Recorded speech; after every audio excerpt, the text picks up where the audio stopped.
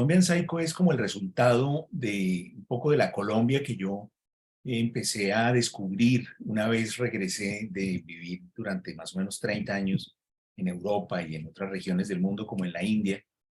Yo me fui de Colombia muy jovencito, yo tenía apenas 19 años cuando me fui y yo era soy de una familia de Bogotá en donde todos los parientes son de Bogotá, entonces como que yo no conocía muy bien Colombia.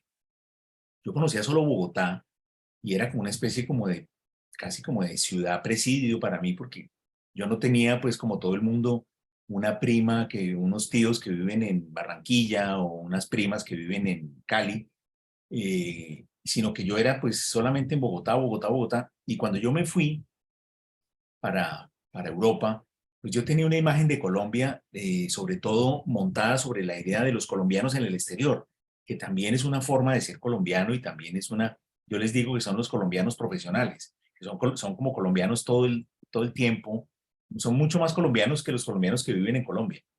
Entonces, yo tenía como esa imagen y al mismo tiempo era mi propia experiencia, mi vida siempre me ha servido para la literatura y entonces durante esos años yo escribía novelas un poco deslocalizadas en Europa, en Asia, con personajes colombianos, pero con personajes de otros países. Esas son, digamos que una de esas novelas emblemáticas mías sería El síndrome de Ulises, que es un poco la historia de los inmigrantes, de muchos inmigrantes en París que yo conocí de primera mano. Entonces, cuando yo volví a Colombia en el 2015, me encontré con un país, porque además yo volví no a vivir a Bogotá, sino a Cali, por razones, digamos, personales y familiares. Y entonces empecé a conocer otra Colombia, empecé a conocer el resto del país que no conocía y empecé a descubrir, por ejemplo, el país rural. Fuera de eso, yo llegué en el momento en que se estaba dirimiendo y tramitando el proceso de paz. Y entonces yo quería hacer una especie como de mirada literaria sobre la Colombia que yo estaba descubriendo por primera vez. Y yo estaba de alguna manera aprendiendo a ser colombiano en Colombia, porque yo sabía perfectamente ser colombiano fuera de Colombia, pero no en Colombia, donde todos son colombianos. Yo antes era el colombiano, ¿no? Aquí no, aquí todos son colombianos, entonces era como volver a aprender una ciudadanía nueva, etcétera.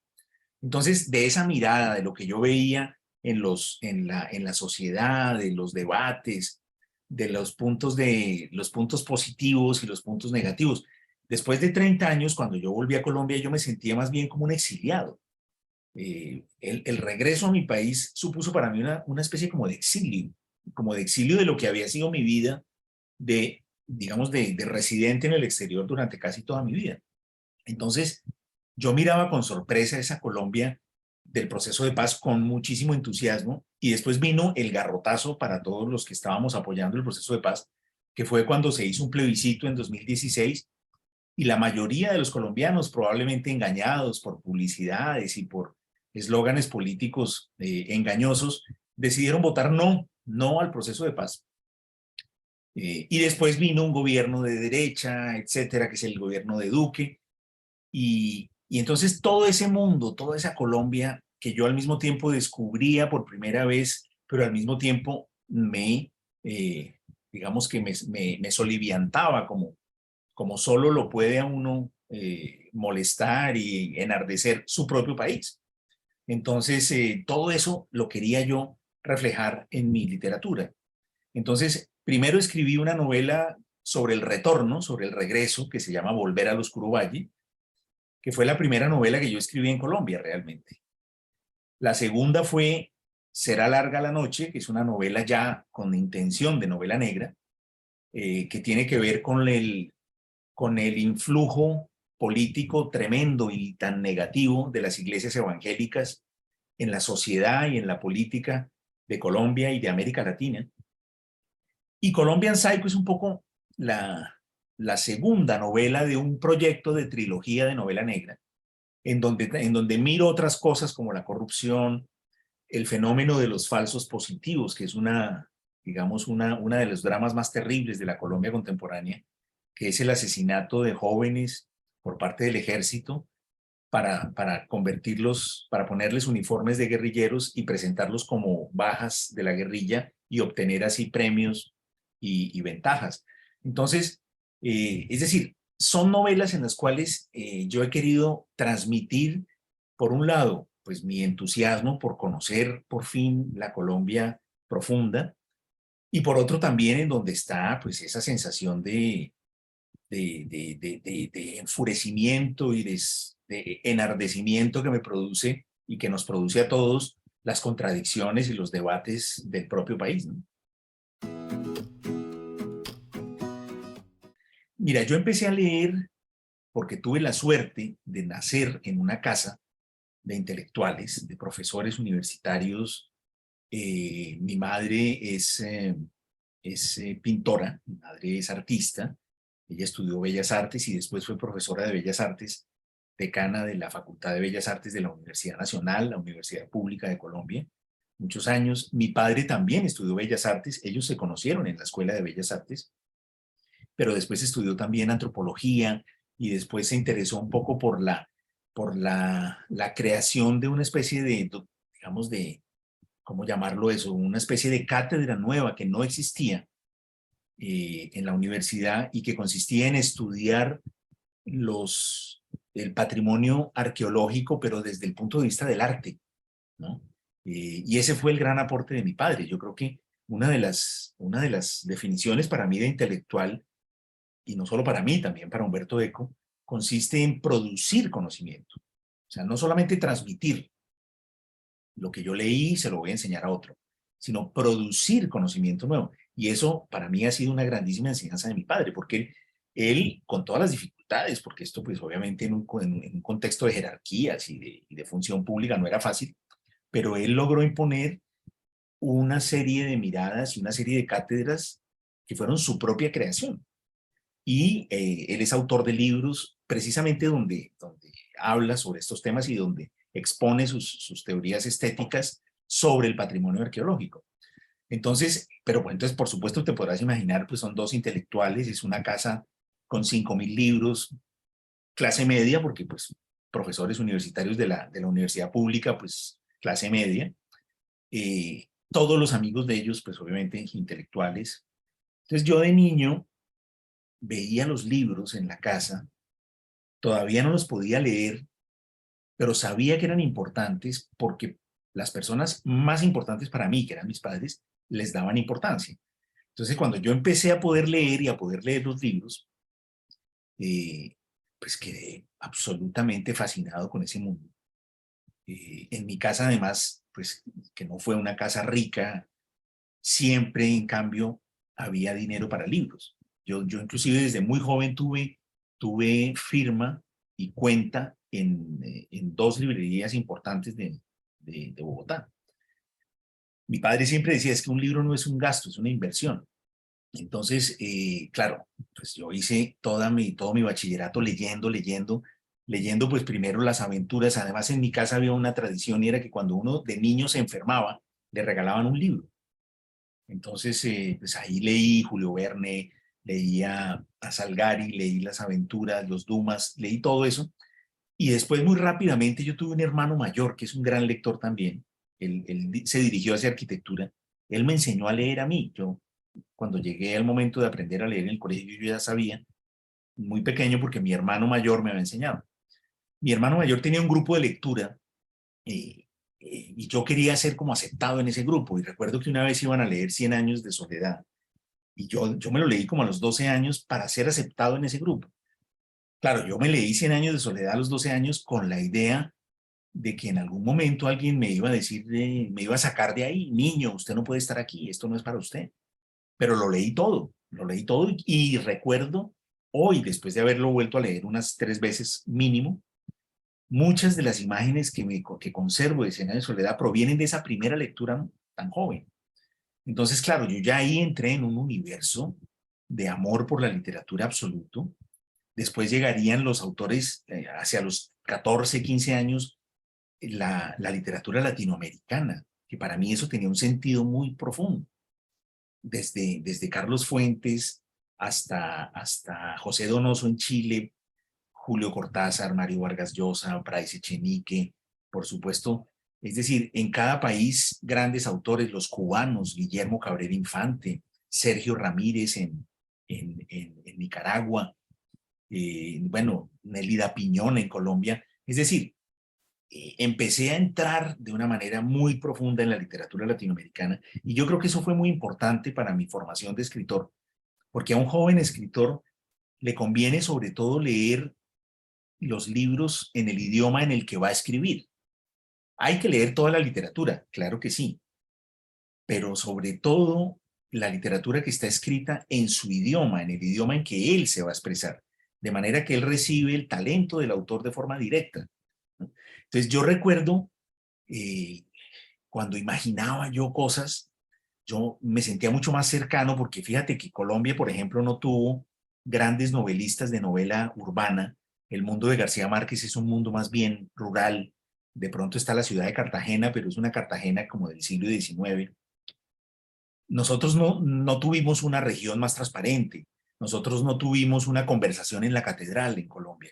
Nosotros no tuvimos una rayuela que expresa perfectamente lo que es la argentinidad dividida entre América Latina y Europa. Colombia no tuvo eso. Entonces, nosotros, mi generación empezó a escribir habiendo nacido en ciudades un poco huérfanos y basados en la otra literatura de la región. La, Sobre todo para mí fueron fundamentales Vargas Llosa y Carlos Fuentes porque eran los autores, digamos, de novela urbana que hacían diálogos, que hacían el tipo de novela realista que yo quería hacer. Entonces, mucho más que Cortázar o que García Márquez, o que ya no digamos Borges, porque yo además sospechaba que esa pulsión del lenguaje tan fuerte que ellos tienen, rápidamente y con mucha facilidad te iba a convertir en un imitador. Mientras que la literatura de Carlos Fuentes y Vargas Llosa es más neutra en su escritura y es más bien sobresalientes en su arquitectura. Ellos son grandes arquitectos. Y ahí es donde sí se puede aprender. Entonces yo recuerdo yo leía La tía Julia y el escribidor, o leía la Terra Nostra de Carlos Fuentes, yo hacía casi los croquis para entender las posibilidades que había, los recursos posibles, las herramientas que esas novelas me estaban poniendo sobre la mesa. Yo te diría que de toda la novela latinoamericana que yo leí, si yo tuviera que elegir un libro, y fíjate que es una elección muy, muy, muy personal, que no necesariamente indica que para mí sea el mejor, porque pues la literatura latinoamericana tiene 100 años de soledad, que es un clásico universal, tiene Rayuela, tiene La región más transparente, tiene el obsceno pájaro de la noche de Donoso, tiene Tres tristes tigres, tiene Conversación en la catedral, pero fíjate que a mí una novela que me,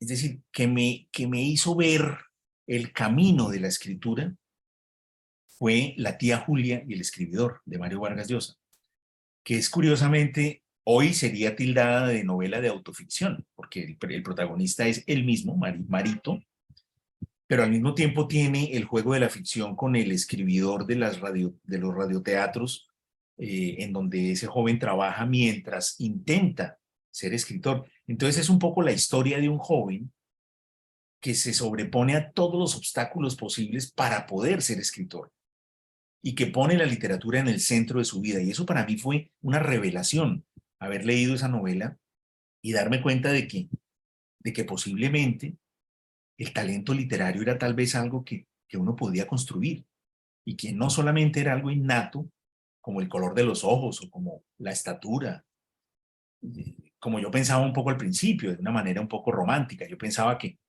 el escritor era como una especie de don de la naturaleza que caía sobre ciertas personas y no sobre otras. Pero leyendo a Vargas Llosa y leyendo La tía Julia, empecé a sentir que, que todo eso tenía un sentido y que era posible tal vez construir con un poco de disciplina y empeño. Luego, por ejemplo, en el mundo de la poesía, hay dos poetas que a mí me parecen fundamentales y que para mí han sido como el hilo conductor de lo... Yo nunca he escrito poesía, pero pues para mí un novelista es un personaje totalmente distinto. Es como un animal diferente dentro del ecosistema literario. pero la poesía te produce un tempo y una musicalidad y una prosodia que es importante para la novela. Entonces, para mí hay un poeta del siglo XIX, que es Arthur Rimbaud, que es el gran mito del joven genio, es como el Mozart de la poesía. La poesía de Rimbaud a mí desde el principio me sobrecogió, desde el principio me hizo soñar, me hizo mirar el futuro, me hizo ver la imagen del escritor como alguien diferente al resto de las personas, que es una idea muy juvenil, pero muy adolescente, pero muy importante, ¿no? Porque precisamente cuando uno se mete al mundo literario, se está metiendo a un mundo que tiene muy poco prestigio social, excepto cuando te ganas un premio Nobel y ya te vuelves una persona, pero en principio no. Entonces, meterse voluntariamente a un mundo tan difícil necesariamente requiere de una cierta idea como de logia, de formar parte de un pequeño grupo de elegidos. Y esa era la sensación que yo tenía leyendo a Rimbaud. Y en el siglo XX, el poeta que me hace, digamos, imaginar las mismas cosas con una fuerza muy grande. Es un poeta, fíjate, también francés. Yo estoy muy influenciado por la cultura francesa donde viví 10 años, que es M.S. Serre, un poeta nacido en Martinica y que tiene un libro que me parece fundamental que se llama Cuaderno del Retorno a un País Natal, ¿no? En donde creo yo es el Rimbaud del siglo XX, visto además desde la minoría, desde la negritud en un mundo europeo, desde la insularidad de una pequeña isla en los confines de Francia, pero llevada al centro, es decir, alguien que proviene de la marginalidad. Y a mí eso siempre, yo como colombiano, después viviendo en Europa, siempre tuve esa sensación y ese reconocimiento con quienes venían desde las márgenes hacia el centro. A mí me gustan mucho los libros de viajes y una de las categorías del libro de viaje para mí centrales es la de aquellas personas que se fueron a vivir a lugares remotos, diferentes a los suyos y que escribieron grandes obras sobre esa experiencia. Y para mí la fundamental es Karen Blixen, Memorias de África y toda su obra. Yo creo que Karen Blixen es para mí la gran escritora de, digamos, de esa categoría de literatura de viajes, pero con una literatura poderosísima y con una creación de personajes. No solo me refiero a Memorias de África, me refiero a obras como El Festín de Babette, como a su correspondencia, que es de una maravilla impresionante. Ella fue una de las autoras más leídas y queridas en su momento. Recuerdo una frase de Hemingway, cuando le dieron el premio Nobel, dice, a mí me dieron el premio Nobel porque probablemente no han leído a Karen Blixen. Recuerdo que dijo eso Hemingway. Y esa pasión por Karen Blixen me llevó a Nairobi. Yo viajé a Kenia y entré a su casa que se puede visitar como los musulmanes entran a la Meca, casi de rodillas entré. Y fui a visitar las montañas donde se accidentó su enamorado y fui a ver las llanuras de Gong y todo. Es decir, para mí es una experiencia, haber leído a Karen Blixen es una experiencia que me hizo querer vivir en África. Yo quería vivir en la casa de ella, yo quería ser ella, ¿no? Y escribir sus libros. Otra autora que me produce la misma sensación es Marguerite Duras.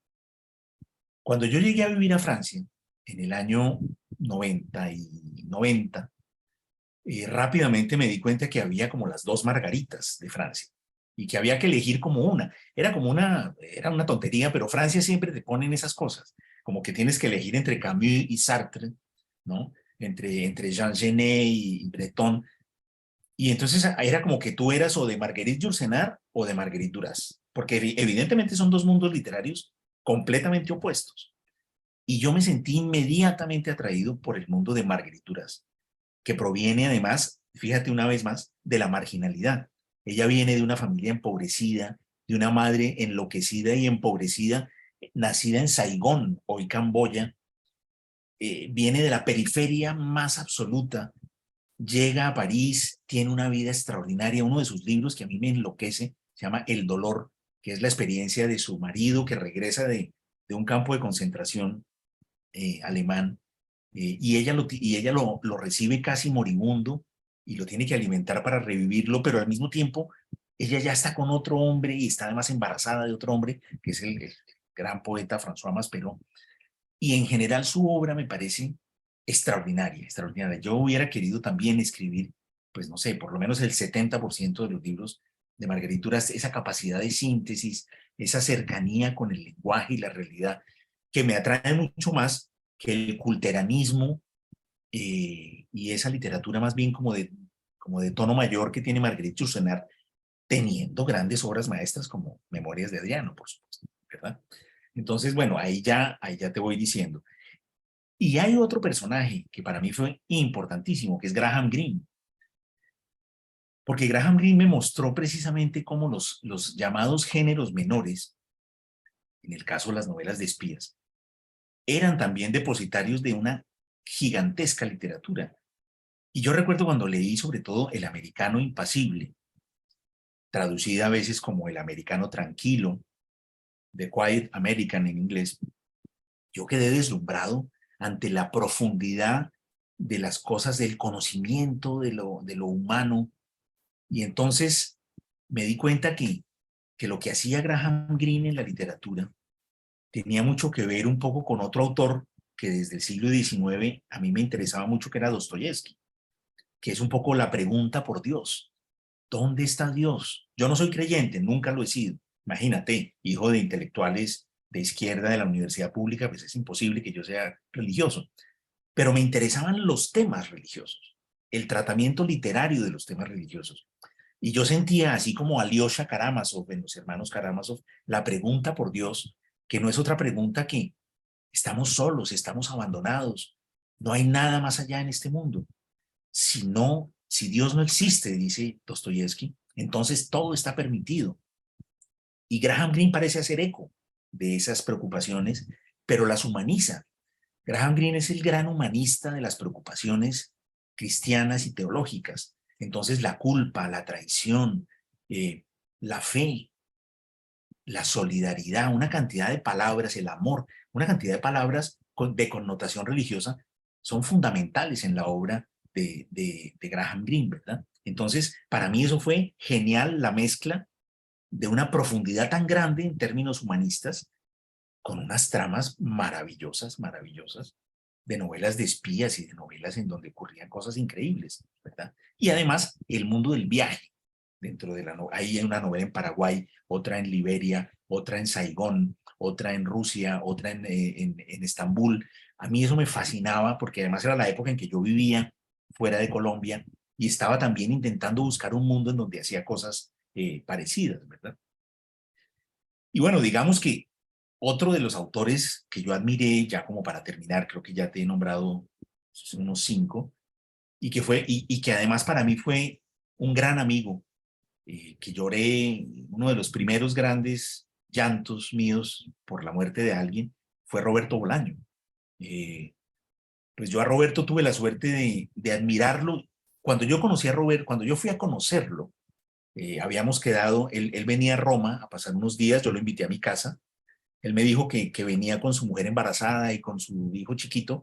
Entonces recuerdo que me escribió diciéndome, no, no me quedo en tu casa porque es un rollo, pero quiero quedarme en el hotel que queda al frente de tu casa. Así me dijo, me acuerdo. Y estuvimos, yo, cuando fui a recogerlo, a buscarlo al lugar donde él llegó, yo sentía ya una admiración tan grande por él, como que recuerdo que yo pensaba, decía, bueno, es como si yo fuera a buscar a Thomas Mann. Era un personaje que yo admiraba ya profundamente. Y después entonces nos hicimos amiguísimos y además eso fue una amistad familiar. Entonces, bueno, a partir de ahí, bueno, seguí leyendo su obra con una admiración infinita y lo sigo haciendo. Y para mí Roberto fue un grandísimo eje intermedio entre la generación del boom y mi propia generación. Él siempre decía que era de mi generación, que era de nuestra generación, con Jorge Volpi, con Cristina Rivera Garza, con Alejandra Costamaña, con Fernando Iwasaki, con Edmundo Paz Soldán, con Rodrigo Fresán. Yo no creo, yo creo que Roberto pertenecía a una generación un poco mayor, intermedia, que estaba como entre el boom latinoamericano y nuestra generación, más bien. Entonces, pero bueno, él eligió estar en el grupo nuestro, lo que a mí me honró muchísimo y tuve la maravillosa suerte de poder estar con él mucho tiempo y de hablar y hablar. Y hablábamos mucho por teléfono, porque yo vivía en Roma y él en Blanes. Y yo todavía a veces me sueño con Roberto y le digo, Roberto, pero tú estás vivo. Y en el sueño él me contesta, sí, pero estoy muy cansado.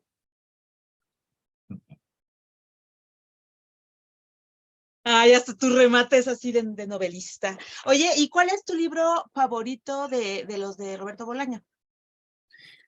Pues fíjate, yo creo que si tuviera que elegir una pequeña obra maestra, que a mí me parece deliciosa, me, es decir, tendría que dividirme con un cuchillo entre Estrella Distante y Amuleto.